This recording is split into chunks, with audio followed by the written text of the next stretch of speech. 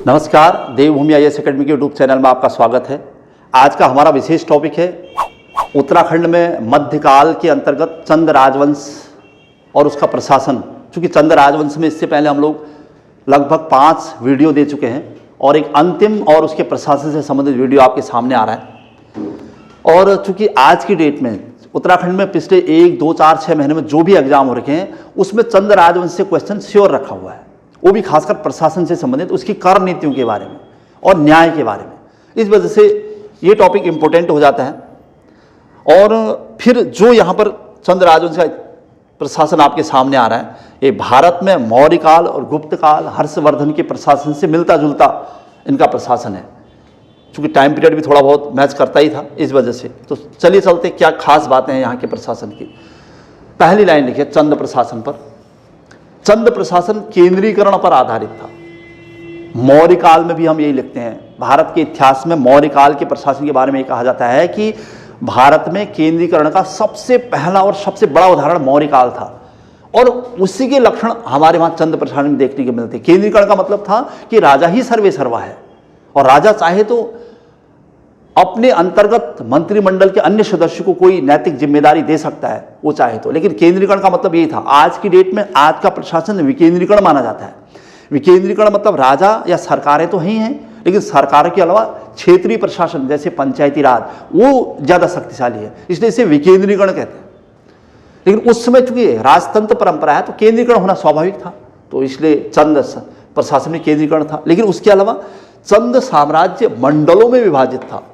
जैसे आजकल भारत है तो भारत के अलावा राज्य है, भारत राज्यों का संघ है कहते हैं हम लोग। यहाँ पर मंडलों में विभाजित था, और मंडल सामान्यतः 2 प्रकार के थे। मंडल भी 2 प्रकार के देखने को मिलते हैं। एक्चुअल में मंडल जैसे प्रांत थे वैसे थे, वहाँ 2 टाइप के थे। एक तो सामंत, जिन मंडलों के मुखिया सामंत हुआ करते थे। सामंत मतलब राजा के खास लोग, जो राजा के अंतर्गत तो थे, राजा के अधीन तो थे, लेकिन वो इतने शक्तिशाली थे, इतने पैसे वाले थे कि राजा को उनको महत्व देना पड़ता था। तो सामंत के अधीन बालो कल्याण चंद का सामंत पृथ्वी चंद था कहते हैं। कुछ क्वेश्चन यहाँ से छट छूट के आपको मिल जाएंगे। तो सामंत के अधीन मंडल देखने को मिले हैं, तो खासकर बालो कल्याण चंद। चूंकि बालो कल्याण चंद वो राजा था जिसने अल्मोड़ा में पहली बार राजधानी को पूरी तरह स्थापित किया, और यहाँ पर बहुत सारे लोगों को, फर्त्यालों को, मेहराओं को, जोशी और मणकोटी के पंत और उपरेती को यहाँ पर स्थापित किया। तो उनको अल्मोड़ा में ऐसे लोगों की आवश्यकता थी, इस वजह से ऐसे सामंतों का बोलबाला बढ़ रहा था। तो पृथ्वीचंद किसका सामंत है पूछेगा तो बालो कल्याण चंद का, ध्यान रखिएगा प्रश्न। अच्छा, राजा के अधीन भारती चंद का सामंत विजयबम और रतन चंद का सामंत डुंगरा बछेड़ा। हमने लिखा कि भारती चंद और रतन चंद के समय डोटी राज्य पर कब्जा कर लिया गया था 12 वर्षीय संघर्ष के बाद, और रतन चंद ने अंततः वहां डुंगरा बछेड़ा को अपना सामंत घोषित कर दिया था। ये भारती चंद और उसके पुत्र रतन चंद के समय हो गया था। तो ये कुछ खास बातें हैं। मतलब राजा के अधीन जो सामंत होते थे या जो प्रांत होते थे, और सामंत के अधीन जो प्रांत होते थे यानी मंडल जो होते थे। प्रांत यानी मंडलों के लिए शब्दार है। तो ये देखने को मिला। मतलब राजा तो था ही शक्तिशाली, लेकिन कभी कभी राजा अपने साम्राज्य को, अपने मंडलों को अलग अलग क्षेत्रों में विभाजित कर देता था। कुछ सामंत को देता था, कुछ अपने अधीन रखता था। तो ये देखने को मिला है हमें यहाँ पर चंद प्रशासन में। चलिए और देख लेते हैं और क्या खास बातें यहाँ पर रही। सामंत जो होते थे, सामंत ये शक्तिशाली होते थे, ये जागीरों के स्वामी होते थे, इनके पास अपनी सेना होती थी। सामंत राजा को वार्षिक कर देते थे और युद्ध काल में सैनिक सहायता भी देते थे, तभी राजा इनको महत्व देता था। क्यों? क्योंकि युद्ध काल में राजा को सैनिक सहायता देने का काम कर रहे हैं, और कर भी देते ही थे। और पंचायती राजतंत्र का उदाहरण भी मिलता है। ये तो पता ही है आपको, चूंकि पंचायती राजतंत्र परंपरा यानी सोमचंद्र ने चंपावत में पंचायती राज की शुरुआत कर ही दी थी। इसके अलावा चंद राजा भी मौर्यों के, और मौर्यों में जो देवनांग पी की उपाधि थी और कुषाणों के देवपुत्र की उपाधि के समान ही देव उपाधि धारण करते थे, ये भी देखने को मिला। जो चंद राजा थे, ये कहा जा रहा है कि वो मौर्यों के समान देवनांग पी और कुषाणों के समान देवपुत्र की उपाधियां धारण करते थे, देव की उपाधि धारण करते थे। ध्यान रखना, चंद राजा। तो चंद राजा किस टाइप की उपाधि धारण करते थे? तो देव की उपाधि, ये देखने को मिला है। अच्छा, जहां तक प्रशासनिक संरचना का सवाल है, कुछ इस टाइप का देखने को मिला है। जैसे आजकल होता है प्रशासन, वैसे ही लगभग सेम था। तो कुछ इस टाइप का आपको देखने को मिलेगा प्रशासनिक संरचना में। थोड़ा सा इसे सेट करते हैं हम लोग, किस टाइप का देखने को मिला है। तो राज्य तो था ही, उसके अलावा मंडल जिन्हें हम प्रांत कहते रहे, उसके अलावा देश, उससे छोटी इकाई, देश से छोटी इकाई परगने, आज भी सुर्खियों में रहते कुछ परगने जो बहुत ज़्यादा हाईलाइट रहे, जैसे माल बख्शी परगना काफ़ी सुर्खियों में रहा था उस समय से। गरखे गाँव के समूह और फिर गाँव, ये थे, ये हमारे प्रशासन संरचना के आधार है। तो राज्य, मंडल, देश, परगना, गरखे और गांव, ध्यान रखना आपने, चंद प्रशासन है। अच्छा, और क्या देखने को मिला यहां पर? राजा ही राज्य का सर्वोच्च प्रतिनिधि और प्रधान न्यायाधीश होता था। क्योंकि मैंने कहा ना केंद्रीकरण था, तो राजा ही सर्वे सर्वा था। राजा ही राज्य का सर्वोच्च प्रतिनिधि होता था, रिप्रेजेंट करने वाला राज्य को राजा था, और न्यायाधीश भी राजा ही था खुद। राज्य की समस्त भूमि उसके अधीन थी। जमीन को राजा या युवराज ही गूंठ, संकल्प या रौत के रूप में दे सकते थे। किसी को जमीन जागीर देनी है तो राजा खुद देता था, या राजा का बेटा युवराज देता था। किसके रूप में देता था? गूंठ भूमि, जैसे मंदिरों को दान दे दी गई। गूंठ भूमि क्या थी पूछता है, तो मंदिरों को दान दी गई भूमि। ये संकल्प या रौत, रौत बहादुरी पुरस्कार के रूप में दी गई पुरस्कार। तो राजा जमीन का स्वामी ही था, न्यायाधीश भी राजा था, सर्वे सर्वा राजा था। और जमीन किसी को देनी है तो युवराज या राजा देते हैं, युवराज राजा का बेटा देगा, और किस रूप में? गूंठ, संकल्प या रौत के रूप में। उदाहरण क्या देखने को मिले? पर्वतचंद, रतनचंद और तिरुमल चंद ऐसे राजकुंवर थे, मतलब राजाओं के बेटे थे, जिन्होंने पिता के होते हुए जमीनें दान दी थी। ध्यान रखना, और यहाँ पर ऐसा भी देखने को मिला है कि राजा के होते होते उनके राजकुंवर यानी उनके बेटे जमीनें दान देते थे, जमीनें दान दी थी। किन्होंने दी थी ऐसे? तिरुमल चंद ने, रतन चंद ने और पर्वत चंद ने। रतन चंद काफ़ी शक्तिशाली था, आपको पता ही है, भारती चंद के बाद। अच्छा, उसके बाद राजा के बाद किसका महत्व? राजा के बाद युवराज ही सेना का सर्वोच्च सेनापति होता था। राजा के बाद फिर युवराज का महत्व था, स्वाभाविक है, राजा सबसे शक्तिशाली, उसके बाद राजा के बेटे। उदाहरण जैसे रतन चंद खुद है, तिरुमल चंद, ये सब इसके उदाहरण है। लक्ष्मी चंद की गणदेश के सीमावर्ती प्रदेश पर विजय तिरुमल चंद के सेनापतित्व में, और भारती चंद के समय जुमला, बजांग, सीरा और थल की विजय रतन चंद के सेनापतित्व में हुई थी। मतलब कह रहा है कि जो लक्ष्मी चंद था या भारती चंद थे, इन्होंने जो अपने साम्राज्य विस्तार के तहत जो विजय की हैं, वो अपने पुत्रों के निर्देशन में या अपने पुत्रों के सेनापतित्व में की थी। जैसे भारती चंद के समय रतन चंद भूमिका निभा रहा था, और लक्ष्मी चंद के समय तिरुमल चंद। ये अच्छी खासी भूमिका निभा रहे थे चंद वंश के इतिहास में। चलिए, इसी कड़ी में और हम क्या देख रहे हैं, क्या देखने को मिला है वहां पर? राजा की एक परामर्शदात्री संस्था भी थी। मतलब राजा तो था ही, राजकुंवर तो थी, यानी उनके बेटे तो थे, लेकिन एक परामर्शदात्री संस्था भी थी। ये हमें मौर्य काल में भी देखने को मिलता है। जैसे मौर्य काल में जो राजा होता था, राजा की मंत्री परिषद होती थी, उसमें 18 तीर्थ और 27 महामात्र होते थे। और गुप्त काल में भी देखने को मिला, यहाँ भी था, राजा की एक परामर्शदात्री संस्था होती थी। और चंद राजाओं के समय महरा और फरत्याल ये सब परामर्शदाता होते थे, चूंकि चाराल कहे जाते थे पहले से ही ये परामर्शदाता। इसके अलावा ब्राह्मण और अब्राह्मण, जो ब्राह्मण नहीं यानी गैर ब्राह्मण, कौन? जैसे देव, ढेक, करायत, टमटा, नाई, धोबी, इन्हें पौरी 15 विश्वा कहा जाता था, भी परामर्शदाता होते थे। पूछा है कि चंद शासन काल में पौरी 15 विश्वा क्या है, तो ये परामर्शदाता हैं, ध्यान रखिएगा।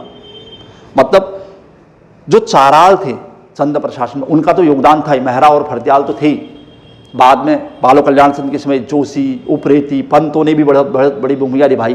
लेकिन उसके अलावा अब्राह्मण, जो गैर ब्राह्मण थे, ये सब लोग, इन्हें पौरी 15 विश्वा कहा जाता है। तो पौरी 15 विश्वा चंद्र शासन में क्या था, तो परामर्शदाता होते थे।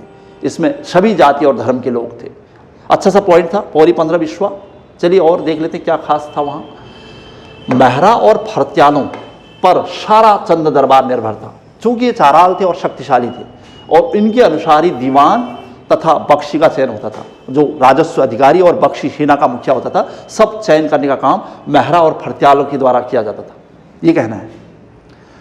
अच्छा, मंडल यानी राज्य मंडलों में विभाजित था, और मंडलों से नीचे देश होते थे। जय कृष्ण जोशी, शिवदत्त जोशी, हरकदेव जोशी चंद नरेशों के विख्यात दीवान थे। हमने कहा ना, क्योंकि मंडलों के नीचे देश थे, और उन क्षेत्रों में महरा और फरत्यालों की सलाह से दीवान और बख्शियों का चयन होता था। और चंद शासनकाल में जयकृष्ण जोशी, शिवदत्त जोशी यानी हर्षदेव जोशी के पिता, और हरकदेव जोशी यानी हर्षदेव जोशी, ये सब चंद नरेश के विख्यात दीवान रहे हैं, प्रधानमंत्री टाइप के रहे। तो एक बहुत बड़ी भूमिका निभाई इन लोगों ने चंद शासनकाल में। अच्छा, देश से छोटी इकाई अगर देखी जाए तो परगना थी, और परगने दो प्रकार के होते थे। प्रथम जो नागरिक अधिकारी के अधीन होते थे, जो दूसरे जो सैनिक कमांडर यानी बख्शी के अधीन होते थे। परगने दो प्रकार के थे कुल मिला के, और देश से छोटी इकाई परगना थी कह रहा है कि वो दो प्रकार के थे। एक तो नागरिक अधिकारी जो सामान्य अधिकारी उनके अधीन होते थे, दूसरा सैनिक यानी सेना से संबंधित थे, यानी बख्शी परगना कहा जाता था।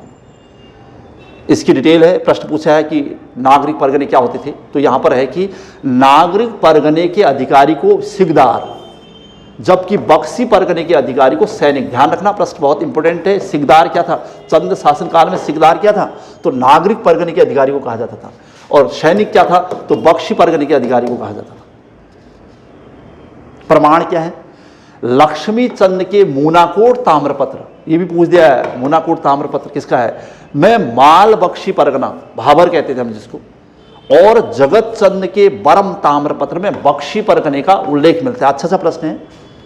तो पहले तो माल बख्शी परगना जिसे हम भाबर कहते हैं बहुत महत्वपूर्ण था, इसका उल्लेख कहाँ मिला है, तो लक्ष्मी चंद के मूनाकोट ताम्रपत्र में। और जगत चंद का बरम ताम्रपत्र किसका है, तो जगत चंद का हमने पढ़ भी लिया था, तो बख्शी परगने में इसका उल्लेख मिलता है, यानी परगनों का उल्लेख मिलता है। माल बख्शी बख्शी परगनों का उल्लेख कहाँ मिलता है, तो बरम ताम्रपत्र और मूनाकोट ताम्रपत्र में। मैं समझता हूं कि चंद राजवंश से हमने जितनी भी वीडियो बनाए अभी तक, या पूरा चंद राजवंश का पॉलिटिकल जो हिस्ट्री था उसका संपूर्ण निचोड़ है उसका प्रशासन, इसलिए प्रशासन वाला वीडियो बहुत महत्वपूर्ण है आज की डेट में। चंद वंश को समझना है तो क्या क्या खास चल रहा था उसमें। अच्छा, माल बख्शी परगना, बख्शी परगने के अलावा और भी परगनों का जिक्र हुआ है कुछ, चूंकि बहुत परगने थे उस समय, तो काली कुमाऊं परगना हुआ करता था, झा नीरो परगना हुआ करता था, चौबहसी परगना था, शोर यानी पिथौरागढ़ का क्षेत्र परगना था, शीरा फलदाकोटी परगना था, धनियाकोट परगना था, छकाता यानी भीमताल नैनीताल वाला हिस्सा, कोटली परगना, दासपुर, पाली फचाऊं परगना, चौगरखा और माल परगना यानी माल बख्शी, ये सब परगने थे, कुछ खास परगने। अच्छा, परगने भी एक बहुत बड़ी इकाई हुआ करती थी। ये परगने भी कई गर्खों में विभाजित थे। परगने गर्खों में, गर्ख मतलब गांव के समूह, गर्खों में विभाजित थे काली कुमाऊं और माल भाबर में, जिन्हें पट्टी, और काली और कुमाऊं और माल भाबर में इन गर्खों को पट्टी भी कहा जाता है। कह रहा पट्टी मतलब गांव के समूह, गर्खे मतलब गांव के समूह। हमारे वहाँ काली कुमाऊं क्षेत्र में या माल भाबर में इन्हें पट्टी कहा गया गर्खों को। उन्हीं को सोर सीरा यानी शोर मंडल यानी डीडीहाट और सीरा मंडल डीडीहाट और शोर पिथौरागढ़ में अन्य परगनों में इन्हें गर्खे कहा गया है। तो गर्खा ही मतलब जो गर्खा यहाँ पर यूनिट आ रही है, इकाई आ रही है, परगने के बात किया, यानी परगने गर्खों में विभाजित थे। गर्खे मतलब गांव के समूह, कहीं कहीं पर इन्हें पट्टी भी कहा गया, ये कहना है। खासकर काली कुमाऊं में इन्हें पट्टी कहा जाता था और माल भाबर। अच्छा, गर्खे गांव में विभाजित थे, हमने लिखा है, जिनके प्रमुख अथवा मुखिया को शयाणा, उन गांवों के जो मुखिया होते थे उन्हें शयाणा या बूढ़ा कहा जाता था। दारमा जोहार में बूढ़ा, जबकि पाली और शर्ट में इन्हें शयाणा कहा जाता, मतलब कहीं शयाणा कहीं बूढ़ा कहा जाता था। कुल मिला के जो गर्खे गांवों में विभाजित थे उनके मुखिया को शयाणा या बूढ़ा कहा जाता था। कहीं उन्हें शयाणा शब्द यूज हुआ है, कहीं बूढ़ा, तो ध्यान रखना। शर्ट में शयाणा कहते थे, कह रहा है, पाली पछाऊं और शर्ट क्षेत्र में जो गढ़वाल से लगा हुआ था, और हमारे कुमाऊं क्षेत्र में इन्हें बूढ़ा कहा जाता था। अच्छा, बूढ़ा और शयाणा चाहे जो भी हो, मतलब चीज़ एक ही थी। अपने गांव के न्यायाधीश भी होते थे, न्याय करने का काम भी यही करते थे, और जहां पर बैठकर वे पंचायत करते थे उसे बूढ़ा चौरा कहते थे। बूढ़ा चौरा मतलब जहां पर पंचायत का पंच यानी शयाणा बैठेगा। चंद प्रशासन की सबसे प्रमुख विशेषता पंचायती राज प्रणाली, हमने ये पढ़ रखा है, चूंकि सोमचंद ने ही अल्मोड़ा चंपावत में पहली बार पंचायती राज प्रणाली की नींव डाल दी थी। इसके अलावा सोमचंद ने चंपावत में ऐपण पद्धति की नींव डाली पहली बार, जो चंद शासन की एक प्रमुख विशेषता बन गई, पंचायती राज और ऐपण कला। अच्छा, इसके अलावा कुछ वर्ग देखने को मिले हैं चंद प्रशासन में, देखते हैं क्या क्या थे। जैसे 4 बूढ़े, कार्की, बोरा, चौधरी और तड़ागी, जिन्हें हम चाराल भी कहते हैं, ये 4 बूढ़े कहे गए। 5 थोक, महर, फरत्याल, देव, ढेक और कराए, 5 थोक माने गए हैं। 4 चौथानी, झिमल्टिया पांडे, तिवारी, भट्ट, पांडे, जोशी, झा, पाठक, ये 4 चौथानी। 4 का मतलब केवल 4 नहीं थे, वो चौथानी थे। वो चौथानी में बहुत सारे लोग आते थे।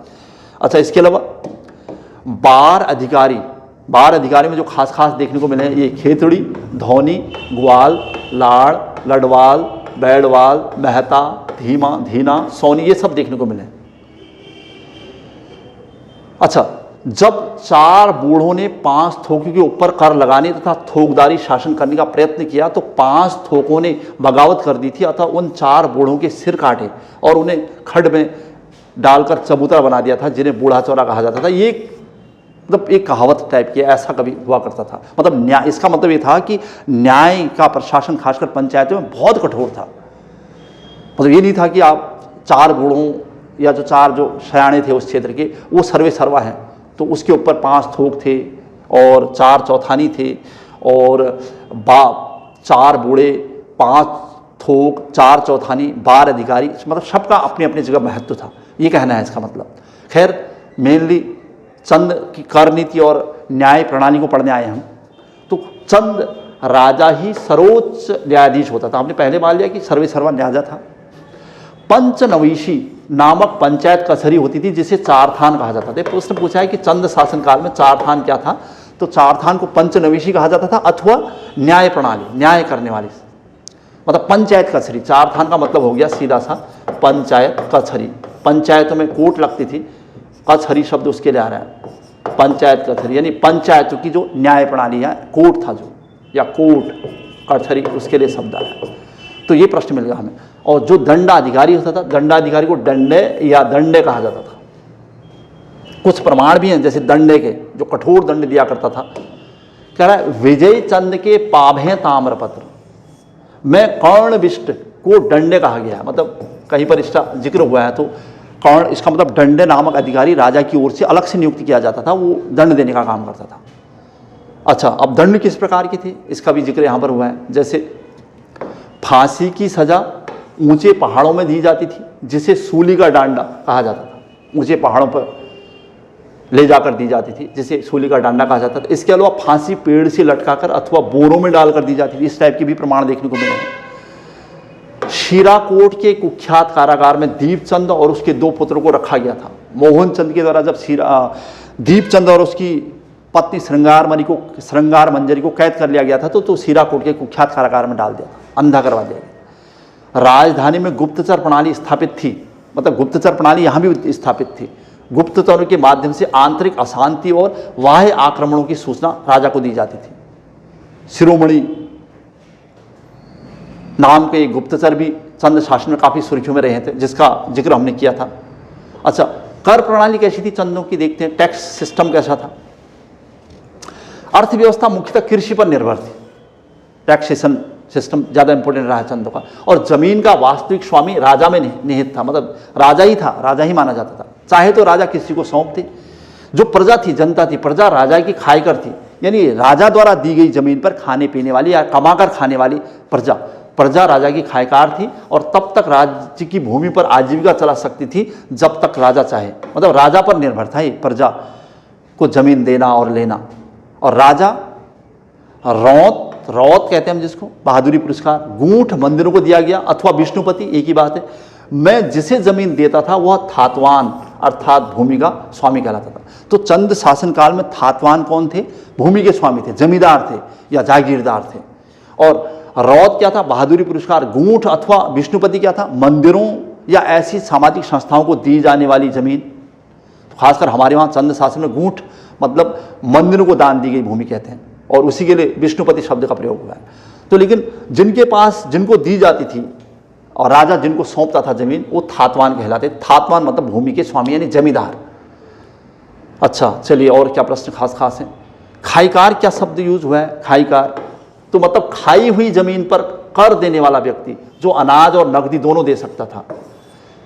कमाकर खाकर मतलब ऐसी जमीन, खासकर किसानों को दी जाने वाली जमीन जिसमें वो कमाता खाता है और जो बचता है उसे टैक्स के रूप में दे देता है। तो खाईकार कौन थे? तो एक हिसाब से किसानों के लिए आ रहा है। ऐसे किसान जो राजा की जमीन पर कमाते खाते हैं और जो बचता है उसके लिए टैक्स देते हैं। टैक्स किस रूप में? अनाज होगा तो अनाज, नहीं तो नकदी। अच्छा, थातवान चूंकि थात मतलब जमीन के लिए आया है, थात जिनकी अपनी जमीन होती थी, थातवान को अपनी जमीन पर स्वयं खेती करने और अन्य लोगों को देने का, चूंकि थातवान मतलब जमींदार, वो अपनी जमीन पर स्वयं खेती करना चाहे तो ठीक है, अन्यथा वो किसी को दे सकते थे, खाईकारों को दे सकते थे।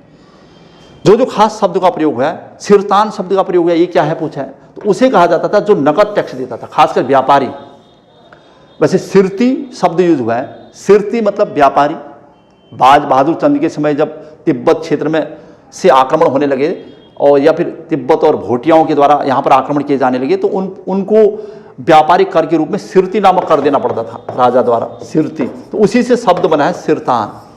तो सिरतान एक हिसाब से, सिरती मतलब नकद कर था, नकद। अगर आप व्यापार कर रहे हैं, कारोबार कर रहे हैं, तो आप नकद कर दोगे, उसी से सिरतान बना है। तो इसलिए आया है कि नकद टैक्स, सिरतान। ऐसे लोग जो नकद टैक्स देते थे उन्हें सिरतान कहा जाता था। सिरती नकद कर था, तो ध्यान रखना, सिरतान। अच्छा, कैनी एक प्रकार के भूदास थे जो राजा द्वारा निर्धारित किए गए भू राजस्व को वसूल कर राजा तक पहुंचाते थे, उन्हें कहते थे कैनी। ये खस होते थे, वैसे कैनी भूदास थे। और ये खस, खासकर खस जाति के लोग जो यहाँ पर बचे थे, हम पढ़ते हैं कि राजा रुद्रचंद ने अल्मोड़ा में कैनी खसों का एक वर्ग बनाया था और वो राजा द्वारा निर्धारित की गई भू राजस्व को वसूल कर राजा तक पहुँचाते थे। तो वो काम तो कैनी दासों के लिए प्रयोग हो रहा है। अच्छा, वैसे टैक्स कितना था, क्या था, तो परंपरा के अनुसार उपज का छठा भाग मतलब 1/6 ही कर के रूप में वसूला जाता था, जिसे गल्ला छाड़ा कहा जाता था। मतलब राजा के लिए आया है, जो मतलब गल्ला छाड़ा वसूलता है वो राजा, और गल्ला छाड़ा मतलब छठा हिस्सा, गल्ले का छठा हिस्सा 1/6। तो कुल उपज का छठा भाग वसूला जाता था चंद शासनकाल में। अच्छा, उसके अलावा यहाँ पर जैसे पूछा है कि जमीन मापने के लिए क्या था, भूमि की माप नाली, जूला, विषा, अधाली, पालो, ये सब मसा, ये क्या है पूछा है, ये जमीन मापने के लिए से होती थी। और 20 नाली जमीन 1 एकड़ क्षेत्र के बराबर होती थी, जबकि जूला 10 कुंतल के बराबर और अधाली 15 किलो का होता था। ये सब ध्यान रखना आपने। तो नाली, जूला, विषा, अधाली, पालो, मसा, ये सब क्या थे, तो ये भूमि की माप प्रणालियाँ थी। और 20 नाली जमीन 1 एकड़ के बराबर मानी जाती थी चंद शासन काल में, और जूला 10 कुंतल के बराबर था और अधाली 15 किलो के बराबर। और इसके अलावा जो डायरेक्ट क्वेश्चन पूछे हैं वो ये इस टाइप के हैं कि चंद राजा 36 प्रकार के राजकर जनता से वसूला करते थे,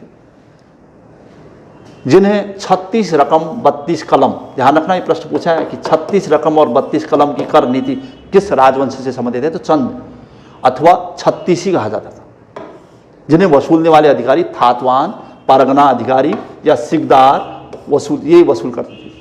मतलब थातवान, परगना अधिकारी या सिकदार वसूला करते थे। और कर का नाम क्या था, 36 रकम 32 कलम, यानी 36 प्रकार के कर, 36 भी कहा गया जिन्हें, या 36 रकम 32 कलम।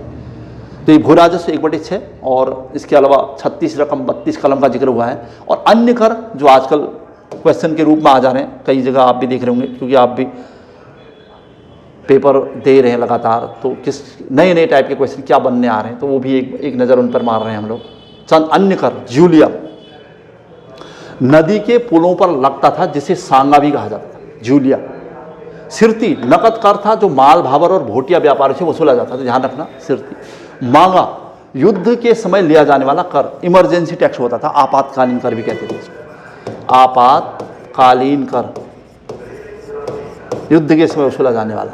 कूत यहाँ पर उत्तराखंड में पटवारी में क्वेश्चन पूछा था, कूत क्या था, तो नकद के बदले जो लोग नकद पैसा नहीं दे सकते थे, लिया जाने वाला अनाज कर, एक हिसाब से अनाज के रूप में जो कर लिया जाता था वो था। ये क्वेश्चन पूछा था, आपको बताइए। इसके अलावा दस्तूर, ये क्वेश्चन भी अभी पूछा गया है, एक प्रकार का भू राजस्व था दस्तूर, हालांकि वो अलग अलग क्षेत्रों में अलग अलग प्रकार से निर्धारित किया जाता था। तो दस्तूर शब्द भू राजस्व के लिए आया है। अच्छा, बैकर अनाज के रूप में लिया जाने वाला कर, ये बैकर शब्द भी इसके लिए आ रहा है। और कूद भी ध्यान रखना, नकद के बदले लिया जाने वाला अनाज कर है, ये अनाज के रूप में ही लिया जाता है, ध्यान रखना। दो अलग अलग बातें हैं, ये हैं एक जैसे लग रहे देखने को, लेकिन अंतर है इनमें। ये नकद नहीं दे पा रहे हो तो अनाज के रूप में दे सकते हो आप, ये नकद अगर नहीं देना, आपको अनाज ही देना है। साहू, साउली, यह लेखक को देकर, जो लिखने का काम करते थे लेखक लोग, उनको अलग से कर देना पड़ता था, साउली या साहू। रतंगली नेक्स्ट है, लेखक को देकर, ये भी लेखक को देना पड़ता था, मतलब दोनों लेखक के लिए, साहू साउली और रतंगली या रंतंगली, कि बहुत सारे शब्द का प्रयोग हो रहा है यहाँ पर। भाग, घराटों पर लगने वाला कर, घट घराट उनके लिए आया है। खैनी कपिलनी, चंद शासनकाल में खैनी कपिलनी क्या था? तो कुली बेगार था, राजा के वहां काम करना पड़ता था। कटक, सेना के लिए लिया जाने वाला कर। नेक्स्ट है, ये क्वेश्चन भी पिछले 2-3 एग्जाम जो हो रखे हैं कहीं ना कहीं आपको देखने को मिला होगा, इसलिए मैंने रेड कलर कर रखा है, इसको कलरफुल कर रखा है। कमीनचारी या शयानचारी, किसानों से लगान वसूलने वाले सयानों को देकर था। तो किसानों से जो लगान वसूलने वाले लोग थे उनके लिए कमीनचारी कौन थे? क्वेश्चन, हालांकि वहां पर क्वेश्चन पूछा कि कमीनचारी या शयानचारी कौन थे? ये लगान वसूलने का काम करते थे और इनके लिए एक अलग से टैक्स लगता था, कमीनचारी या शयानचारी। अच्छा, मेझारी, कामगारों से लिया जाने वाला कर, लेबर थे जो। तान, बुनकरों से लिया जाने वाला कर, तान या टांड। बजनिया, राजा के नर्तकों और नर्तकियों हेतु लिया जाने वाला कर, राजा के जो नर्तक और नर्तकियां थी उनके लिए अलग से टैक्स लिया जाता था। अच्छा, इसके अलावा हिलयानी अधूल, बरसात में सड़कों की मरम्मत हेतु लिया जाने वाला कर। रोल्या देवल्या, राज परिवार के देवी देवताओं की पूजा के नाम पर लिया जाने वाला कर। अनेक प्रकार के करों का जिक्र हुआ है, इसलिए 36 रकम 32 कलम जो शब्द आया था वो बिल्कुल सही था इसका मतलब। और घी कर, मौकर, परिवार कर, भात कर, भैंस कर, जागरिया कर, जंगलात कर और पहरी कर, सामान्य तरीके से ये सब कर भी लिए जाते थे। हालांकि ये जो कर हैं इनका चरमोत्कर्ष का काल गोरखा काल रहा है, क्योंकि गोरखा काल की कर नीति को हम और ज़्यादा डीपली पढ़ेंगे। यहाँ पर जो नाम सुने वहाँ पर वो पूरी तरह से स्ट्रिक्टली लिए जा रहे हैं गोरखा काल में, इसलिए गोरखा काल करों को लेने के लिहाज से और ज़्यादा सख्त काल था ये माना जाता है। और एक लास्ट पॉइंट ये है कि अबुल फजल, जिन्होंने आईने अकबरी लिखी है, अकबरनामा लिखा है, ने आईने अकबरी में कुमाऊं राज्य की आय 4 करोड़, देखिए आईने अकबरी में उस समय चंद शासनकाल में कुमाऊं राज्य की आय 4 करोड़ 4,37,710 बताइए, ध्यान रखिएगा। यानी अबुल फजल आईने अकबरी में, अकबरनामा का एक हिस्सा है आईने अकबरी। ये था चंद राजवंश की कर नीति और उनकी न्याय प्रणाली और उनके प्रशासन का स्वरूप क्या था। ये था चंद वंश से संबंधित अंतिम वीडियो, जिसमें चंद वंश का संपूर्ण राजनीतिक इतिहास और प्रशासन शामिल है। आज की क्लास यहीं पर समाप्त हो रही है। जय हिंद, जय उत्तराखंड।